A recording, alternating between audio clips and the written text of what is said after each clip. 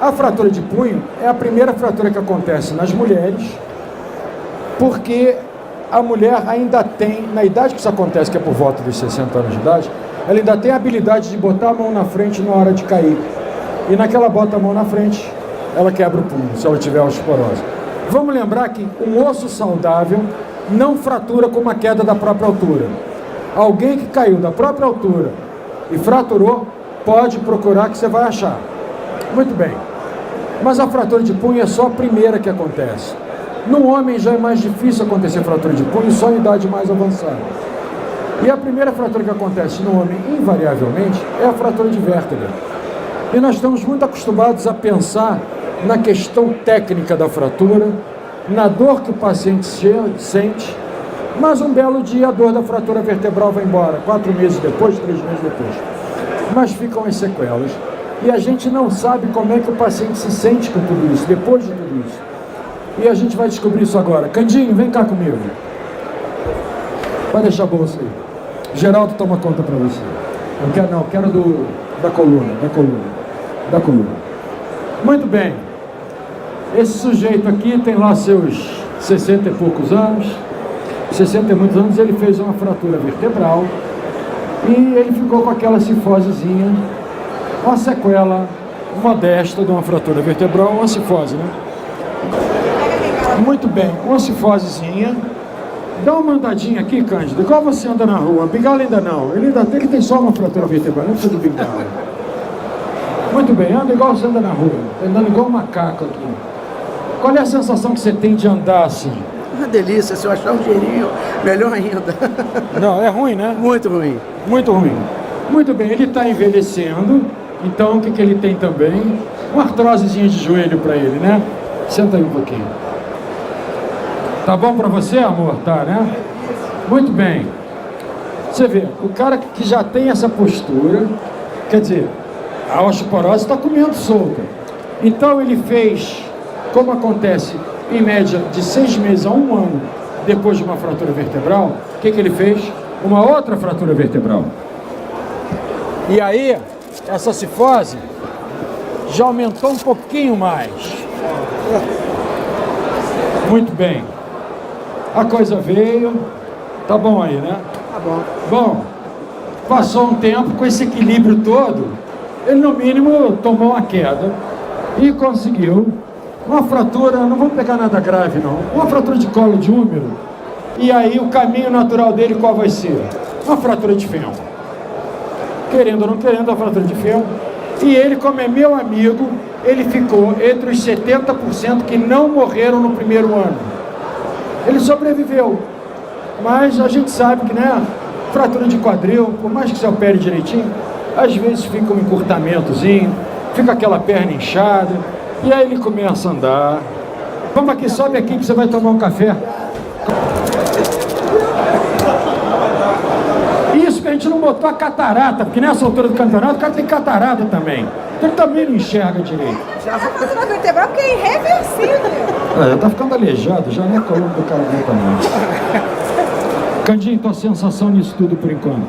Incômodo total, incapacidade funcional total, muito ruim, naturalmente. Complicado, né?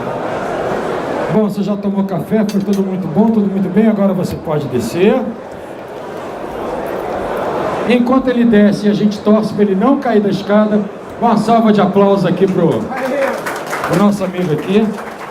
E por que ele chegou na situação que está? Porque ele tem osteoporose? Não, não é porque ele tem osteoporose. Afinal, ele até tem osteoporose também. Osteoporose é uma doença silenciosa, né? O que a gente ouve falar o tempo todo. E porque ela é silenciosa, nem sempre o diagnóstico é muito fácil. Você às vezes só vai fazer o diagnóstico quando o sujeito teve uma fratura. A osteoporose é uma doença silenciosa, mas a fratura grita. Vocês viram o grito aqui da fratura. E o que acontece? Um paciente que tem osteoporose e não tem fratura é um paciente que tem um risco aumentado de ter fratura, mas não significa que ele vai ter. Da mesma forma que o indivíduo que tem um colesterol alto tem um risco aumentado de ter infarto, mas a maioria do colesterol alto não tem infarto, assim como a maioria dos osteoporóticos não tem fratura. Mas um dia esse indivíduo vai, tem uma queda, e tem uma fratura de punho, e um paciente que tem osteoporose e que tem fratura, ele não tem um risco elevado de ter outras fraturas. É líquido e certo que ele vai ter outras fraturas.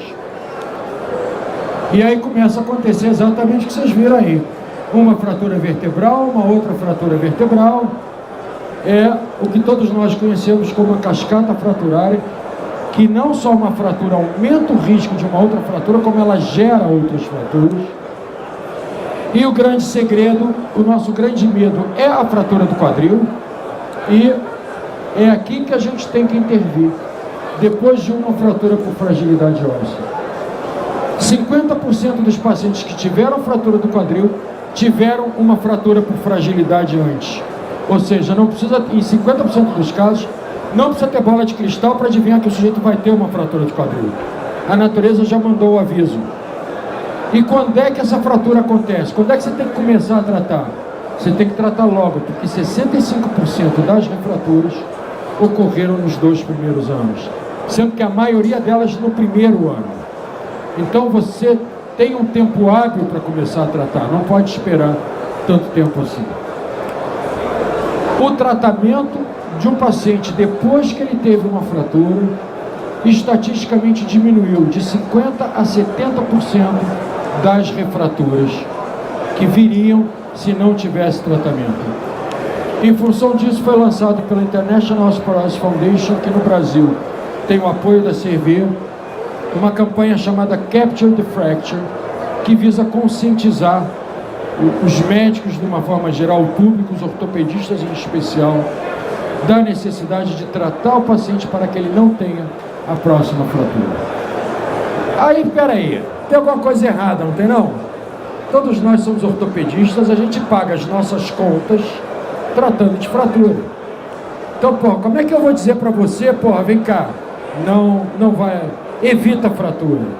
É no mínimo uma traição, uma estupidez. O ortopedista tem que evitar a fratura por causa disso aqui, porque caiu no colo dele, sem ele pedir, sem ele querer, as 2 grandes epidemias do século XXI, que são os acidentes de trânsito e as fraturas da terceira idade. E é por conta disso que os hospitais estão do jeito que estão. Aquela artrose do joelho que você sentiu, que algum dia talvez tenha que botar uma prótese, a fila são 3, são 5, são 7 anos, porque boa parte dos leitos estão ocupados com fratura. Não tem leito para te internar para fazer a prótese. E o ortopedista pode dormir tranquilo que não vão faltar fraturas. Nunca vão faltar fraturas, mesmo que a gente consiga evitar muitas e muitas fraturas. A gente não estamos dando conta das que tem. Sei que todo mundo já... Antônio, quantas bombas dessas já pegou na tua vida? Um monte, né? Toda semana tem uma, né? E por que tem isso? Porque a qualidade óssea do doente é ruim. Então, na pior das hipóteses, se você resolver fazer um tratamento para osteoporose, na pior das hipóteses, você vai melhorar a qualidade desse doente, que até na eventualidade dele ter uma fratura ou você ter que fazer uma artroplastia, você vai evitar esse tipo de coisa.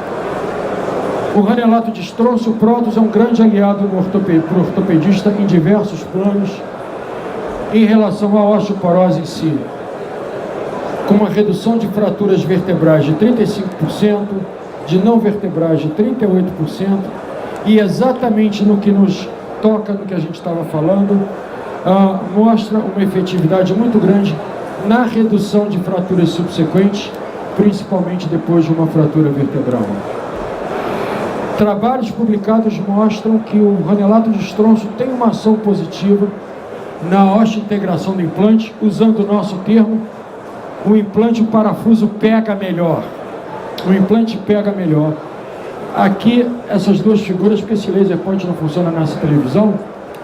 Paciente que não fez ranelato de estrôncio, paciente que fez ranelato de estrôncio, o crescimento ósseo em torno do implante. Tem uma ação positiva também na consolidação de fraturas, alguns trabalhos mostram isso, e um trabalho apresentado exatamente há uma semana atrás, no Congresso Americano de Reumatologia, mostrando os resultados de ação positiva do ranelato de estrôncio no retardo de consolidação de pseudoartrose. Não adianta me perguntar, eu não vou dizer nada para ninguém. Quem vai dizer é o pessoal da CRV. Eu tive acesso a esse trabalho. Só posso dizer para vocês que é uma ação muito positiva. Então o Ranelato acaba envolvendo no nosso dia a dia numa série de situações. O que o ortopedista pode fazer para evitar a primeira fratura? Ele pode fazer muito. Só que nós somos ocupados pra cacete, né? Muito doente para atender, muita injeção de saco, muita guia de convênio. E a gente não tem tempo para evitar a próxima fratura. Tem sim, porque a gente precisa de menos de 15 segundos para evitar uma fratura subsequente. Como é que se evita uma fratura em 15 segundos? Só dizer para o doente, você teve essa fratura porque seus ossos estão fracos. Outras fraturas poderão acontecer. Vou te encaminhar para tratamento para evitar novas fraturas. São 10 segundos, eu botei 15 porque às vezes o sujeito é gago. Então, eu vou evitar a fratura, então são 15 segundos. Ortopedista no mundo inteiro não trata de osteoporose. Não se sintam na obrigação de tratar a osteoporose. Mas que é obrigação, sim, até ética, é encaminhar um paciente para tratamento depois que ele teve uma fratura por fragilidade. Mas ainda assim, se você quiser se juntar a alguns ortopedistas anormais nesse planeta que tratam a osteoporose, o Comitê de Doenças Osteometabólicas da SBOT está à disposição de todos vocês. Nós no ano de 2013 realizamos 15 cursos Brasil afora, estão programados para 2014 20 cursos. E a mensagem é para levar para casa: evite a primeira fratura. Se não puder, pelo menos não deixe acontecer a segunda. Obrigado a todos, obrigado, Candinho.